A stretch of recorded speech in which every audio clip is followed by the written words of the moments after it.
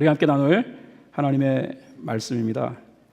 요한복음 14장 6절 말씀, 우리 한 절 말씀이니까 이 말씀을 우리 같이 큰 소리로 함께 봉독하도록 하죠. 읽겠습니다. 시작. 예수께서 그에게 말씀하셨다. 나는 길이요 진리요 생명이다. 나를 거치지 않고서는 아무도 아버지께로 갈 사람이 없다. 오늘이 부활절인데요, 제 마음이 조금 안타까운 게 이 부활절의 의미와 그리고 정신이 많이 쇠퇴한 것 때문에 그렇습니다. 오늘 이렇게 앞에 백합화를 쭉 우리가 이렇게 진열해 놨죠. 우리 교회가 꽃으로 장식하는 것은 뭐 이렇게 많이 하지 않는데, 부활주일만큼은 그 순결의 상징 아니면은 예수 그리스도의 또 거룩함의 상징이라고 할 수 있는 백합화를 놓는 게 좋겠다. 그래서 부활주일 날은 이렇게 하얀색 백합화, 향기가 아주 은은한 이 백합화로 장식을 합니다. 근데 우리 표영남 권사님이 이제 꽃을 장식하시는 분인데 토요일 날 저한테 오셔가지고서 이런 말씀을 하시는 거예요. 목사님, 이번에 백합꽃 사느라고 굉장히 힘들었다.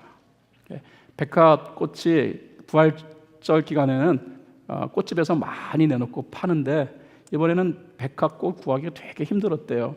그래서 왜 이렇게 백합꽃 구하는 게 어려운가 하고 그 꽃가게 주인한테 물어봤더니 꽃가게 주인이 하는 말이, 요즘은 백합꽃 팔아가지고 장사가 안 된다고. 사러 온 사람도 별로 없고 또 팔아도 얼마 남지 않아서 백합꽃은 그냥 이제 취급 안 하기로 했다고.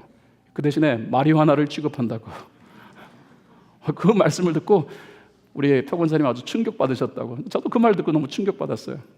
야, 이제 그만큼 백합꽃이 안 팔리는 거예요. 사람들에게 있어서 부활절이라는 것이 별로 의미가 없고, 교회에 백합꽃 들고 교회 가는 것이 별로 의미가 없게 느껴지는 그런 때가 아닌가.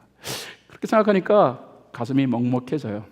그래서 오늘은 예수님이 하신 말씀 딱 한 구절 가지고 도대체 부활절이 우리에게 왜 소중한가, 그리고 이 부활절 우리가 같이 생각해 봐야 할 것은 무엇인가 하는 것을 여러분과 함께 고민해 보고자 하는 것입니다. 먼저 오늘 저는 예수님이 하신 말씀을 가지고 여러분과 함께 묵상해 보고자 하는 거예요. 예수님은 무슨 말씀을 하셨습니까? 예수님 자신이 길이고 진리고 생명이다. 예수님을 통하지 아니하고는 하나님께로 올 자가 없다라고 예수님이 말씀하셨다라는 것입니다. 이 예수님에 대한 절대적 확신이 저와 여러분에게 필요하다라는 거예요. 여러분은 예수님을 여러분의 주님으로, 그리고 여러분의 삶을 구원시킨 진정한 구세주로 인정하십니까? 저는 우리가 가지고 있는 이 확신에 대한 부분들을 조금 더 심도 있게 다뤄보는 것이 필요하다고 생각해요. 마가복음 5장에 보면은요, 거라사 지방으로 들어가신 예수님이 귀신 들린 거라사 사람을 만나는 장면을 보게 됩니다. 이 사람이 말하는 모든 표현은 자신의 말이라기보다는 자신의 속에 자리 잡고 있는 악한 영의 소리라고 생각하시면 되겠죠. 그 귀신 들린 사람이 예수님을 보고서 어떠한 말을 하였고 어떠한 행동을 취하였는가 하는 것이 마가복음 5장 6절 7절에 기록되어져 있어요. 여러분 주보 안에 설교 노트가 첨부되어 있습니다. 오늘 여러분에게 드리는 이 메시지는 이번 주 소그룹 모임인 가지 모임에서 다뤄질 내용이기 때문에 주보에서 설교 노트를 꺼내셔서 여러분이 기록하시면서 가지 모임을 준비해 주시면 감사하겠습니다. 마가복음 5장 6절 7절에 보니까 성경이 이렇게 기록해 놓았죠. 그가 멀리서 예수를 보고 달려와 엎드려서 큰 소리로 외쳤다. 더없이 높으신 하나님의 아들 예수님, 나와 무슨 상관이 있습니까? 하나님을 두고 애원합니다. 제발 나를 괴롭히지 마십시오. 귀신의 고백이 뭐예요? 예수님에 대하여서 하고 있는 고백이 뭡니까? 놀라웠게도 그 귀신은 예수님에 대하여서 부인하는 말이 아니라 예수님의 본질적인 모습을 명확하게 표현하고 있다는 거예요. 더없이 높으신 하나님의 아들 예수님. 굉장한 고백이잖아요. 요즘 전도하기 얼마나 어렵습니까? 예수님 믿으라고 하는데 예수가 누구야? 그리고 그 예수님의 실체에 관해서 우리가 설명을 하더라도 받아들이기 어려운 사람들이 너무 많은데, 이 귀신은 예수님의 본질적인 모습을 명확하게 알고 있는 거예요. 이 귀신들의 고백이 더없이 높으신 하나님의 아들 예수님이에요. 굉장한 고백이죠. 뿐만 아니라 태도를 보세요. 멀찍어서 예수님 보고 난 다음에 예수님 향하여 막 달려와가지고 그분 앞에 어떻게 합니까? 자신을 낮추어요. 엎드려요. 네, 이거는 주님이 자신보다도 더 크신 분이라는 사실을 표현하는 태도 아닙니까? 거기다가 고백도 조그만 소리도 아니에요. 큰 소리로. 그런데 저와 여러분은 귀신이 이렇게 고백하는 이 내용이 왠지 진짜 믿음같이 느껴지지는 않아요. 왜 그럴까요? 그렇습니다. 이것이 진짜 믿음이라면 어떻게 해야 됩니까? 그래서 나는 주님을 필요로 합니다 하고 주님께 surrender, 항복하고 주님을 받아들여야죠. 근데 이 사람이 어떻게 얘기합니까? 물론 이 얘기는 그 사람의 얘기가 아니라 귀신의 얘기죠. 당신과 내가 무슨 상관이 있습니까? 나를 떠나 가십시오. 그런 의미에서 언뜻 듣기에는 굉장한 믿음처럼 느껴지지만 그러나 이 믿음은 바른 믿음이 아니라는 거예요. 여러분, 우리가 예수를 아는 것과 예수님에 대하여 절대적으로 확신하는 것은 달라요. 아는 것, 머무르는 것이 아니라 예수님을 붙들고 예수님 아니면 나는 I'm nothing 이라고 표현할 수 있는 것. I'm nothing but a sinner. 나는 아무것도 아니고 죄인일 뿐입니다 라고 고백할 수 있어야 되고, 그래서 주님을 더 붙들어야 되는 것이 바로 바른 믿음이에요.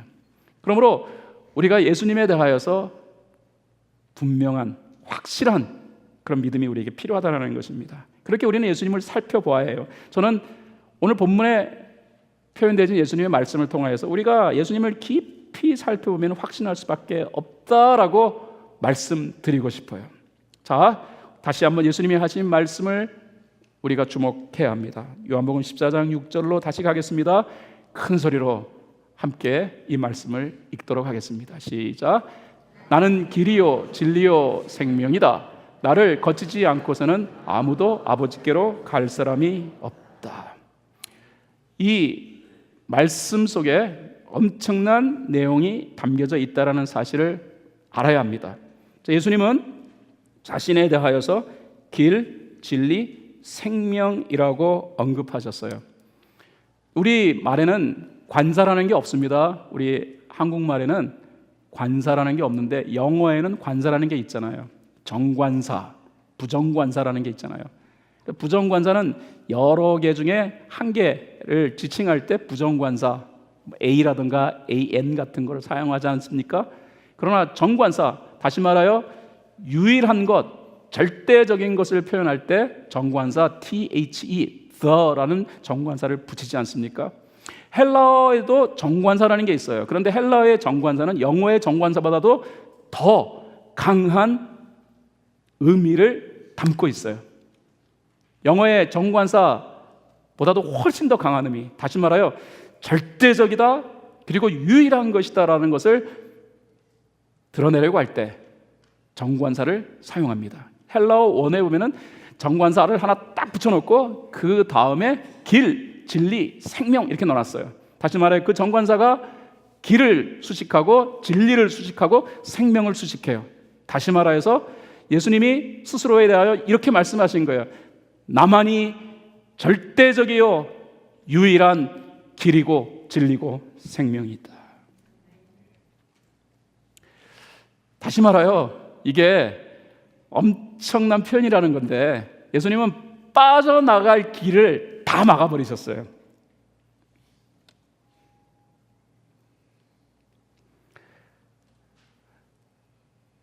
그래서 예수님이 하신 이 표현을 두고서 존 스토트라고 하는 사람은 나중에 이런 말을 해요. 예수님이 하신 말씀을 살펴보면 예수님은 둘 중에 하나다. 첫 번째, 그의 표현대로라면 그는 진짜 절대적 진리다. 그런데 아니라면 그분은 사기꾼이다. 희대의 사기꾼, 역사 이래 최고의 사기꾼, 거짓말장이 아니면 정신병자일 거다. 둘 중에 하나라는 거예요. 여러분은 예수님이 절대적 진리라고 생각하십니까? 아니면 사기꾼, 희대의 사기꾼이라고, 거짓말장이라고 생각하십니까? 그런데 말입니다. 정말로 거짓말장이 아니면 희대의 사기꾼, 뭐 이런 사람이라면은 여러분 예수님께 목숨을 거는 사람이 있을까요?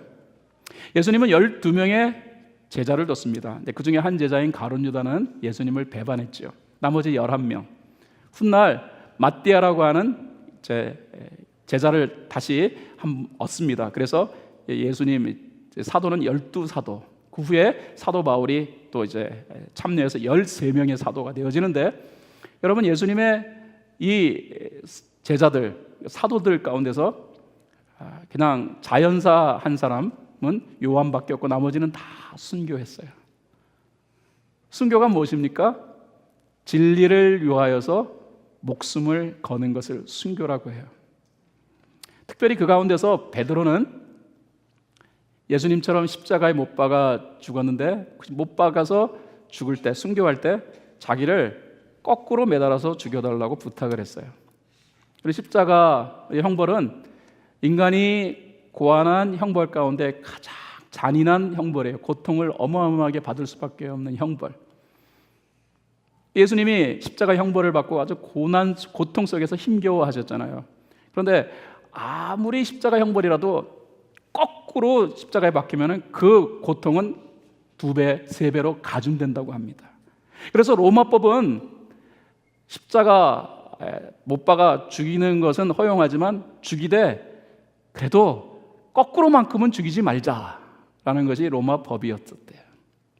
베드로는 말입니다, 스스로 예수님을 위하여서 죽는 것 자청했는데 죽을 때 예수님처럼 똑바로 못 죽겠다고, 예수님 앞에서 그 은혜 앞에 내가 어떻게 똑바로 죽을 수 있겠냐고, 그래서 제발 거꾸로 죽게 해달라고 부탁을 하고 그렇게 순교를 당했다라는 것입니다. 여러분, 아무리 거짓말을 하더라도 그 거짓말을 숨기려 하더라도 양심선하는 사람은 있잖아요. 그렇지 않습니까? 막 숨기고 하는데 그 가운데서 그래도 몇 명은 양심에 걸려. 그래서 양심 고백이라는 걸 하게 되고, 양심 고백 안 한다면 뒷담화라도 치게 돼 있어요. 그런데 역사 이래로 예수님이 죽으시고 부활하셨다. 그리고 그분은 조그마한 불의가 없으신 온전하신 분이시다라는 사실을 다 고백했어요. 제가 어저께 그 한국의 시사 고발 프로그램 하나를 봤어요. 그 SBS 방송에서 하고 있는 그것이 알고 싶다. 어저께 그 보게 된 것은 그 불란서 파리에 목회하고 있는 한인 목회자가 고발되었더라고요. 목회자가 고발된 것 때문에 제가 이거 무슨 일 때문에 그렇지 하고 그래서 관심이 가가지고 보게 된 거예요. 그런데 이제 그분이 교회를 개척했는데 저랑 비슷한 시기에 개척을 하셨더라고요. 그런데 좀 불합리한 행동을 많이 하셨는데 증거는 없어. 그런데 불합리한 행동을 했다라는 것에 관해서 고발하는 사람들이 있었는데 방송국에서 뭐 그런 거 가지고서 뭐 방송에 내냐 그러고 방송에 안 나간 거예요. 그런데 방송에 나갈 수밖에 없게 된 결정적 계기는 그의 가족들에게 있었어요. 사모님 그리고 아들, 딸이 있었는데 얘 아버지가 집에서 하는 행동과 교회에서 하는 행동이 너무 달랐던 거예요. 집에서는 뭐 어머니를 구타하기도 하고 그것을 말리는 두 자녀를 아주 심하게 구타하며 말로 표현할 수 없는 그런 아주 폭언을 던지며 견디다 못해가지고서 아버지가 또 폭행을 하는 그 장면을 딸이 동영상으로 촬영을 했어요. 그래가지고 그 동영상 촬영한 것을 방송국에다 제출함으로 방송에서 이 정도라 그러면은 이거는 문제 있는 거다 그래가지고 방송에 나가게 된 거예요. 여러분, 아무리 거짓말을 해도 숨길 수 없는 존재가 있습니다. 가족이에요. 그런데 여러분, 예수님은 그 가족조차도 내 아들이 말이에요 하면서 내 형제가 말이에요 하면서 문제가 많아요 라고 말을 들어본 적이 없다라는 거예요. 야고보서는 예수님의 동생 야고보라는 사람이 쓴 글입니다. 야고보서 1장 1절에 야고보는 자기 자신을 이렇게 표현해요. 하나님과 주 예수 그리스도의 종인 야고보가 세계에 흩어져 사는 12지파에게 문안을 드립니다. 여기서 야고보의 표현을 잘 보세요. 야고보는 예수님에 대하여 주라는 말을 사용해요. curious, hello로 curious, 주라는 말이에요. 여기서 말하는 주라는 것은 하나님의 아들이라는 뜻이에요. 그리고 예수님은 이름이잖아요. 그 다음에 그리스도라는 말을 사용해요. 그리스도는 구세주라는 뜻입니다. 다시 말하여 내 형님은 그냥 평범한 인간이었습니다, 아니면 사기꾼이었습니다 하는 그런 말을 하지 아니하고 예수 그리스도 주다, 나는 그의 종이다 라고 표현해요. 여러분, 그의 친혈육도 예수님의 신성 그리고 예수님의 이 거룩함에 관하여 분명하게 표현하고 있다. 누가는 예수님에 대하여 관심이 많았던 사람이었었나 봅니다. 그래서 예수님에 대하여서 살펴본 거예요. 연구한 거예요. 소위 말하는 리서치를 한 거예요. 그리고 그런 예수님에 대한 이 연구 작업을 완료하고 난 다음에 그 보고서를 이제 데오빌로라고 하는 사람에게 보내면서 그는 다음과 같은 내용을 언급합니다. 누가복음 1장 3절에 보면은 그런데 존귀하신 데오빌로님, 나도 모든 것을 시초부터 정확하게 조사하여 보았으므로 가깝게 그것을 순서대로 써드리는 것이 좋겠다고 생각하였습니다.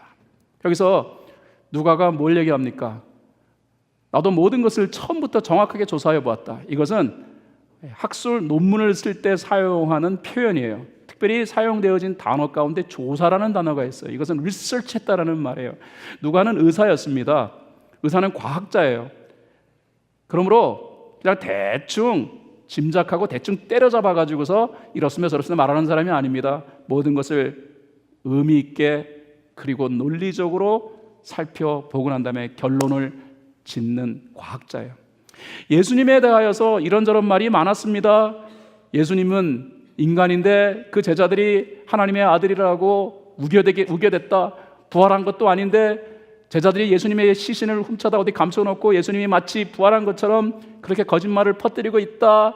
아니, 예수님은 십자가에 돌아가신 것이 아니고 잠시 기절했는데 돌아가신 것처럼 그렇게 어거지로 꾸며가지고서 부활했다라고 시중에 얘기한다. 이런 말들이 퍼지고 있었던 그런 시기에 누가는 이 내용을 깊이 있게 살펴보았다라는 거예요. 그리고 과학자로서, 의사로서 이 예수님에 대하여서 내가 분명한 입장을 표명하는 것이 필요할 듯하여 이 리서치를 했습니다라는 말을 하고 있는 것입니다. 여러분, 우리가 믿는 예수님은 그 어느 누구도 눈꼽만큼의 결점과 그리고 부족함을 찾아볼래야 찾아볼 수 없는 진정한 하나님의 아들이었어요.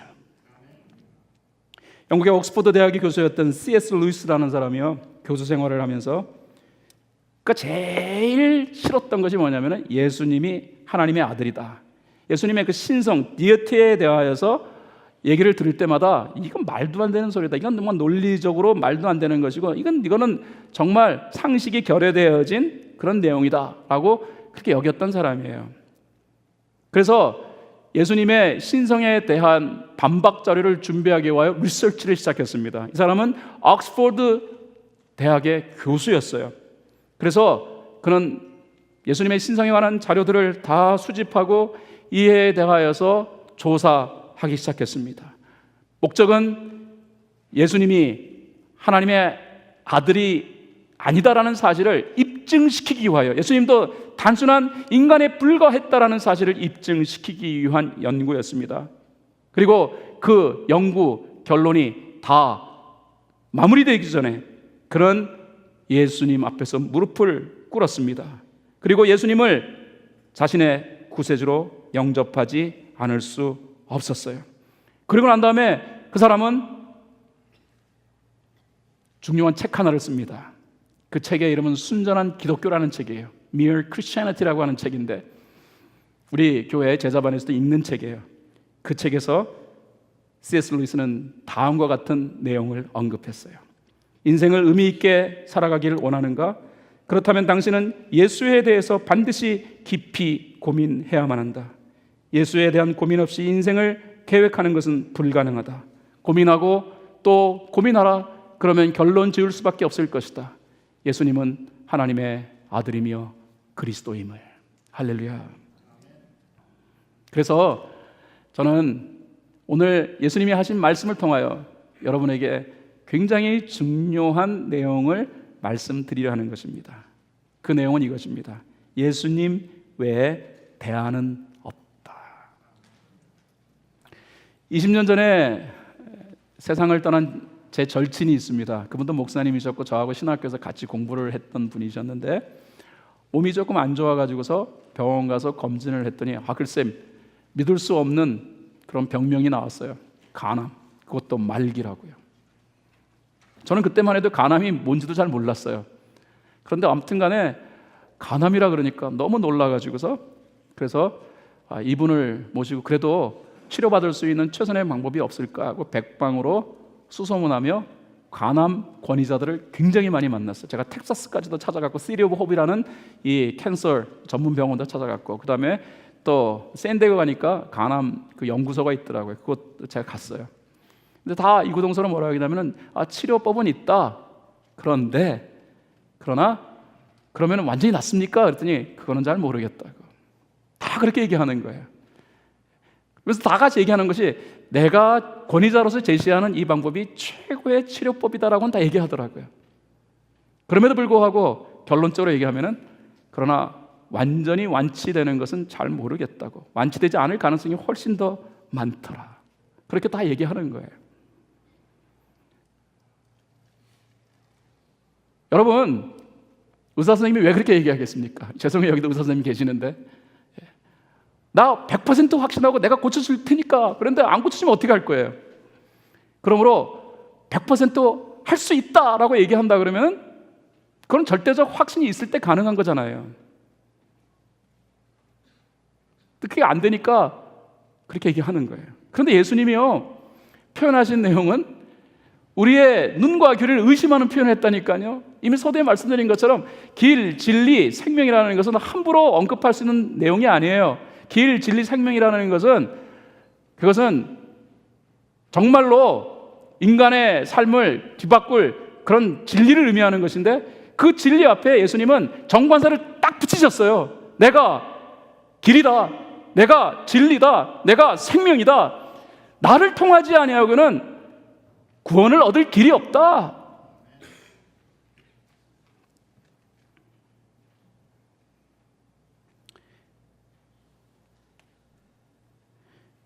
여러분 이게 왜 중요하냐면요. 여러분 진리의 밑바닥에는 엄밀하게 말하면 죽음이라는 이슈가 있어요. 제가 여러분이 가지고 있는 설교 노트 서론에다가 이런 내용을 제가 기입해놨어요. 인류는 많은 이슈를 떠안고 살아가고 있다. 그리고 그 이슈들이 만드는 문제를 풀어가야 하는 고된 삶을 이뤄가고 있다. 그러나 이 모든 이슈의 중심에는 죽음이라는 난제가 자리 잡고 있다. 그렇지 않습니까? 여러분 왜 일하세요? 다 일하는 분들에게 물어보면 이렇게 얘기하세요. 난 먹고 살아야 하지 않습니까? 너무 저급한 표현인 것 같기도 하지만은 그럼 저는 그것이 사실이라고 생각해요. 우리 먹고 살려고 일하는 거예요. 먹고 살기 위해 일하는 거. 조금 더 살아보려고. 그런데 어느 누구나 그러나 나는 절대로 죽지 않으라고 말하는 사람은 없어요. 다 죽기는 죽는데 내가 그래도 조금은 더 살기 위하여 내가 일한다. 어떤 사람은 살 때 조금 더 질적으로 향상된 삶을 살아보고 싶어서 그런 방법은 없을까? 연구하다가 나온 것이 인문과학이요, 자연과학이에요. 거기서 의학이 파생되어지잖아요. 철학이 뭡니까? 인간은 왜 죽냐? 나 죽고 싶지 않은데, 나 정말 죽고 싶지 않은데 인간은 왜 죽지? 그래서 죽음에 관하여서 계속해서 생각하다가 죽음을 파헤치기 위하여 시작된 것이 철학입니다. 이 철학에서 인문학이 나와요. 제 전공인 심리학도 나오고 사회학도 나오고 무슨 다른 인문학도 나오고 정치학도 나오고 여기서 경제학도 나오는 거예요. 그런데 이렇게 연구했으면은 그다음에 가장 근원적 질문인 이슈인 이 죽음이 해결됐어야 되잖아요. 그런데 역사가 만들어진 지가 지금 얼마나 오래됐습니까? 그럼에도 불구하고 인간은 여전히 죽어요. 인간은 여전히 죽음 앞에서 두려워하고 죽음 앞에서 힘들어하고 이 죽음의 문제 앞에서 벌벌벌 떨어요. 그러므로 함부로 내가 이 죽음의 문제를 해결했다라고 말할 수 없어요. 그런데 예수님은, 이거 너무나 외람된 표현인지 모르겠습니다만 정말로 당돌하게, 아니 파격적으로, 내가 절대 진리다, 내가 절대 생명이다, 내가 구원의 절대 관문이다 라는 절대 유일이라는 정관사를 사용하셨다라는 것입니다. 거기까지 좋다라는 거예요. 그럼 여기서부터 이제 예수님이 자가당착, 자기 모순에 빠지지 않기 위해서는 예수님은 중요한 과업 하나를 완성시켜야 합니다. 그게 뭡니까? 예수님 죽음에서 자유로우셔야 해요.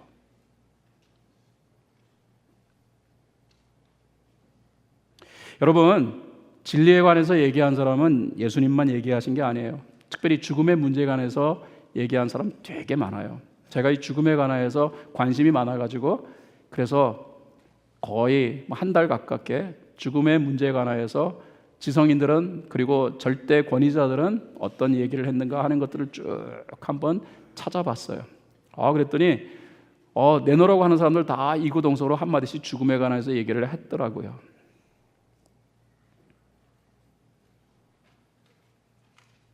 그런데 여러분, 문제는 죽음에 관하여서 다 나름대로 얘기를 했는데 그 말씀을 하신 분들이 지금 어디에 계시는지 잘 모르겠어요. 그분들이 이 세상을 떠나고 난 다음에 자신들이 말한 것을 입증한 사람은 아무도 없었다라는 거예요. 공자님도 그랬고, 석가님도 그랬고, 마호메트도 그랬고, 소크라테스도 그랬고요.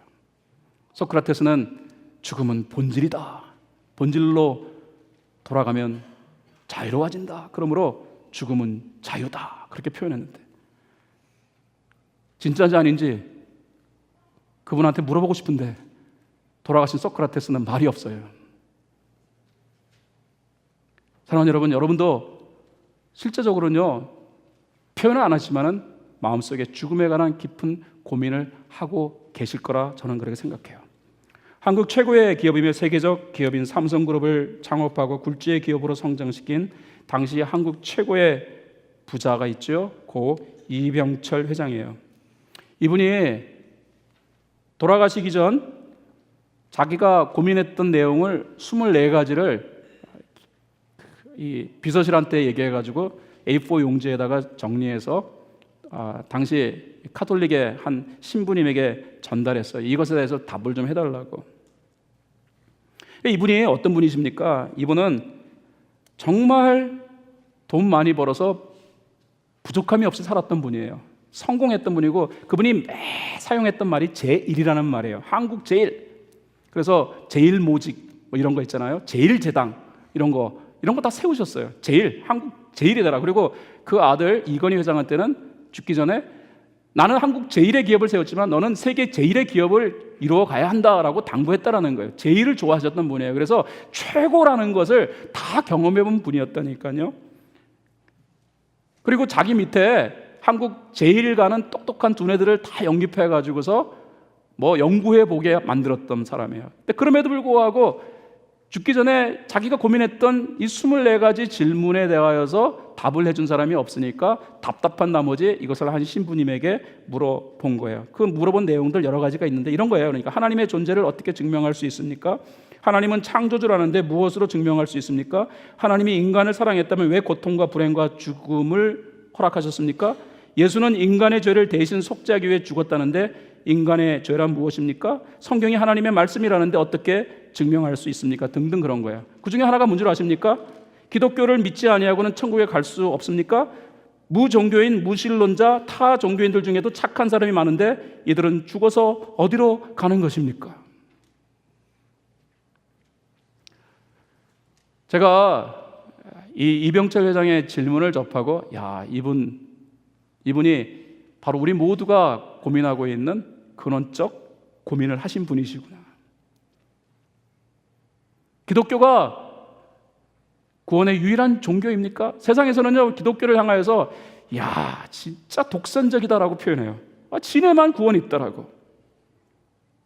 왜 예수님이 유일한 구원의 통로냐라고 반문해요. 기독교도 여러 종교 중에 하나일 뿐인데 마치 오직 진리에선 종교처럼 표현한다는 것은 지독한 독선이라고 공격해요. 그런데 저는 이것이 교만 때문이라고 말하고 싶지 않아요. 보세요. 예수님만이 the truth, the way, the life를 말씀하셨어요. 물론 예수님 외에 절대적 진리인 것을 표현한 분들이 있지만은, 그러나 그분의 말이 맞다면은 인류 그리고 인간 최고의 근원적 이슈인 이 죽음의 문제만큼은 해결했어야 되잖아요. 그런데 역사 이래로 죽음의 관문을 깨뜨려 버리시고 부활하신 분은 예수님밖에 없어요. 아니, 죽었다 살아난 사람 많이 있던데요. 죽었다 살아났는데 또 죽은 사람 말하는 거 아니에요. 죽었다가 살아났지만 다시는 죽음을 경험하지 아니한 분, 역사를 뒤집어 살펴보십시오. 예수님밖에 안 계세요. 그래서 죽음의 난제를 해결하셨기 때문에 예수님만이 진리예요. 묻겠습니다. 여러분 가운데서요, 교회 생활을 하고 신앙생활 하시는데 예수님 잘 알고 계시죠? 그런데 이 예수님만이 구원의 유일한 통로라는 사실을 여러분은 명확히 알고 계십니까? 그렇다면 증거를 내십시오. 저는요, 예수님이 우리 구원의 유일한 통로라면 우리 모두가 한 가지 증거를 대야 된다고 생각해요. 그 증거는 뭐냐면은 믿는다면은, 확신한다면은 고백을 뛰어넘어 예수께 올인할 수 있어야 한다는 거예요. 저는 사도 바울의 고백을 여러분과 잠시 나누려고 해요. 갈라디아서 2장 20절에 보면 사도 바울은 이런 말을 합니다. 나는 그리스도와 함께 십자가에 못 박혔습니다. 이제 살고 있는 것은 내가 아닙니다. 그리스도께서 내 삶에 살고 계십니다. 내가 지금 육신 안에 살고 있는 삶은 나를 사랑하셔서 나를 위하여 자기 몸을 내어주신 하나님의 아들을 믿는 믿음 안에서 살아가는 것입니다. 그 사도 바울이 로마서 14장 8절에 이렇게 말합니다. 우리는 살아도 주님을 위하여 살고 죽어도 주님을 위하여 죽습니다. 그러므로 우리는 살든지 죽든지 주님의 것입니다. 그의 표현은 이것입니다. 나는 예수께 목숨 걸었습니다. 예수께 목숨 걸은 이 사도 바울의 모습을 보면서요, 총독 베스도와 그리고 아그리빠 왕이 이 바울을 보고 빈정거렸어요. 사도행전 26장에 보면은요, 베스도 총독과 그리고 아그리빠 왕 앞에서 예수님에 대하여 설명했던 베드로를 향하여서 베스도가 소리치는 내용이 등장합니다. 베스도가 큰 소리로 바울아, 네가 미쳤구나, 내 많은 학문이 너를 미치게 하였구나 하고 말하였다. 그때 바울이 대답하였다. 베스도 총독님, 나는 미치지 않았습니다. 나는 맑은 정신으로 참말을 하고 있습니다. 아그리빠 임금님, 예언자들을 믿으십니까? 믿으시는 줄 압니다. 그러자 아그리빠 왕이 바울에게 말하였다. 그대가 짧은 말로 나를 설복해서 그리스도인이 되게 하려고 하는가? 바울이 대답하였다. 짧거나 길거나 간에 나는 임금님뿐만 아니라 오늘 내 말을 듣고 있는 모든 사람이 이렇게 결박을 당한 것 외에 꼭 나와 같이 되기를 하나님께 빕니다. 여러분, 바울은요, 분명히 표현했습니다. 예수님께 나는 모든 것을 걸었다. 베스도와 아그리빠가 볼 때 바울이 정신 나간 놈처럼 보여졌던 것 같아요. 아니, 저 사람이 학식도 많고 로마의 시민권도 있고 또 국회의원이기도 하고 PhD 이 학위도 있는 사람이 저 무슨 짓을 한다고 저렇게 예수 외치고 다니냐? 네가 정말로 정신이 나간 것 같다. 정신 좀 차려 이놈아 라고 얘기했던 거예요. 그 말 앞에 바울의 표현이 이거예요. 다시 말하여 바울은 절대 진리 예수님을 만났습니다. 부활하신 예수님을 만났습니다. 확신할 수밖에 없었습니다. 그리고 예수께 올인했다라는 것입니다. 이 부활절은 우리가 예수님께 올인해도 전혀 손해볼 것이 없다라는 것을 증명해 주는 날입니다. 왜 부활절이 중요할까요? 죽음의 권세를 깨뜨리신 예수님은 절대 진리, 유일한 진리라는 사실을 스스로 증명하신 것이기 때문에, 그러므로 부활절이 중요한 거예요. 우리 그리스도의 명절 가운데서, 우리 그리스도의 절기 가운데서 이 부활절만큼 중요한 날 없어요. 말씀을 결론 짓겠습니다. 모든 문제 해결의 해답은 따라 하시겠습니다. 예수 그리스도. 인류는 타락으로 찾아온 각종 문제를 해결하기 위해 머리를 싸매고 있어요. 정치적으로 해결해 보려고 하고, 윤리와 도덕적으로, 또 경제적으로, 사회적으로, 과학적으로 해결을 계속 시도함에도 불구하고 인류가 존재하는 곳에는 여전히 아무것도 해결하지 못한 이슈들이 인간사에 떠돌고 있다는 것입니다. 그 모든 문제의 종착점은 죽음입니다. 문제를 해결하려 골머리를 앓던 사람들이 문제 해결의 실마리를 풀지 못하면 죽음으로 자신을 내던지는 모습이 그 실상이라고 저는 생각해요. 그렇다면 인류가 직면한 모든 문제 해결책과 해답을 어디서 얻을 수 있을까요? It's simple. 간단합니다. 이 모든 문제의 종착점인 죽음의 문제를 푼 영역이 있다면 그것이 바로 해답인데, 그 영역에 누가 위치하고 있느냐? 다 같이 따라 하시겠습니다. 예수 그리스도. 저와 여러분의 주님 되신 예수 그리스도가 바로 이 죽음의 난제를 해결한 부활의 현장에 계셨다는 것입니다. 할렐루야. 그래서 우리가 목이 터져라 부활하신 예수님을 찬양하는 것이 마땅한 줄 압니다. 설교를 마치기 전에 여러분에게 한 가지 부탁드리고 싶어요. 목사님이 예수에 대해서 그렇게 많이 얘기하는데, 예수님, 나는 잘 이해가 되지 않아요 라고 생각하시는 분이 계시다면 여러분을 제 방으로 초청해요.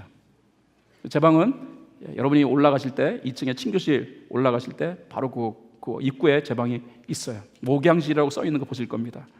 많이들 그쪽에 제 방이 있는지 모르시는 분들 많이 계신데, 제 방문을 열어놓을게요. 혹이라도 목사님이 맨날 예수님 하는데 나는 예수님에 대하여 알고는 있다, 그렇지만 이 예수님이 내 삶까지 정말로 절대적이고 유일한 진리라는 사실에 대해서는 내가 아직도 잘 모르겠다라고 여기는 분이 계시다면, 혹이라도 계신다면, 없기를 바라요. 저는 우리 교회 모든 교인들이 다 예수에 대하여 명확하게 확신하고 있다고 저는 믿고 싶어요. 그러나 혹이라도 말입니다, 아직 그런 확신이 없으신 분이 계시다면 오늘 여러분을 제 방으로 초청합니다. 저와 같이 점심 식사를 하면서 이에 대하여 같이 한번 생각해 보고자 하는 것입니다. 그렇지 아니하고 예수님에 대한 절대적 확신을 가지고 있었다면 여러분 잘하는 거예요. 할렐루야를 외치며 부활하신 예수님을 두 손 높이 들어 찬양하고 예수를 믿게 해주심에 감사하며 이제부터 나 예수 위에 살리라 라는 고백과 더불어 믿음의 삶을 아름답게 이루어가는 여러분 모두가 될 수 있기를 2019년 이 부활주일에 여러분 모두를 축원합니다. 자리에서 일어나시겠습니다. 잠깐 여러분을 위하여 기도해 드릴 거예요. 고맙습니다, 주님. 하나님의 깊은 은혜가 우리 가운데 거함을 예수 그리스도를 통하여 드러내 주신 것 정말 감사합니다. 주님은 부활하셨습니다. 죽음의 문제를 명확하게 깨뜨리시고 부활하신 주님, 감사와 찬송과 영광을 올려드립니다. 이 예수님이 우리에게 절대적 확신으로 와닿게 하시고 예수님 붙들고 인생사 어렵고 힘든 모든 문제들을 이기고 승리하는 우리 모두가 되게 하시고 감격과 기쁨의 삶을 이루어갈 수 있도록 이끌어 주시옵소서. 존귀하신 우리 주 예수 그리스도의 이름으로 간절히 축복하며 기도하옵나이다. 아멘.